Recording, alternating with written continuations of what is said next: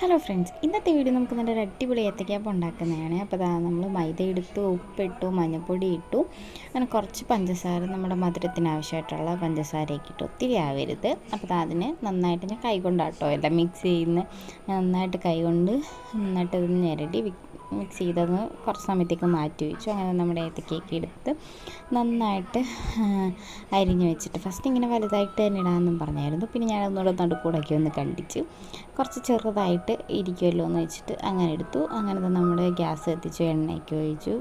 എണ്ണ ചൂടായെന്നറിയാൻ നമ്മൾ മിക്കവാറും ചെയ്യുന്ന ഒരു ടെക്നിക്കാണല്ലോ, ഈ മാവ് കുറച്ചെടുത്ത് ഒഴിച്ച് നോക്കാം. അങ്ങനെ ഞാനും ചെയ്തു. നന്നായിട്ട് എണ്ണയൊക്കെ തിളച്ചിട്ടുണ്ടായിരുന്നു. അങ്ങനെ നമ്മൾ ഓരോരോ ഏത്തയ്ക്കാപ്പമായിട്ട് അതിനകത്തേക്ക് ഇട്ട് നന്നായിട്ട് മൂത്തൊക്കെ ആയിരുന്നു.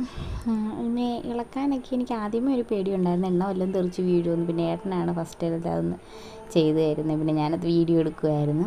അങ്ങനെ നമ്മളതെല്ലാം നന്നായിട്ട് തിരിച്ച് വെന്ത് നല്ല അടിപൊളിയായിട്ട് കിട്ടിയിട്ടുണ്ട്.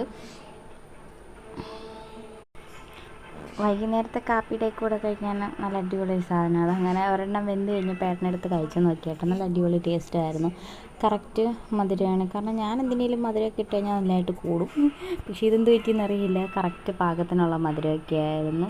മധുരം കൂടിക്കഴിഞ്ഞാൽ ചട്ടിയിൽ അടി പിടിക്കുകയൊക്കെ ചെയ്യും. പക്ഷേ ഇതൊന്നും പറ്റിയില്ല, നല്ല രീതിക്ക് തന്നെ കിട്ടി. അപ്പുറത്ത് പാല് വെച്ചിട്ടുണ്ട്, അതിന് തേയില വെള്ളത്തിന് വെച്ചിട്ടുണ്ടായിരുന്നു. അങ്ങനെ ഞങ്ങൾ കാപ്പിയുടെയൊക്കെ കഴിഞ്ഞു. വീഡിയോ ഇഷ്ടപ്പെട്ടാൽ ലൈക്ക് ചെയ്യുക, ഷെയർ ചെയ്യുക, സപ്പോർട്ട് ചെയ്യുക, സബ്സ്ക്രൈബ് ചെയ്യാൻ മറക്കല്ലേ. Bye bye. മറ്റൊരു വീഡിയോ ആയിട്ട് വരുന്നുണ്ട്. Bye bye.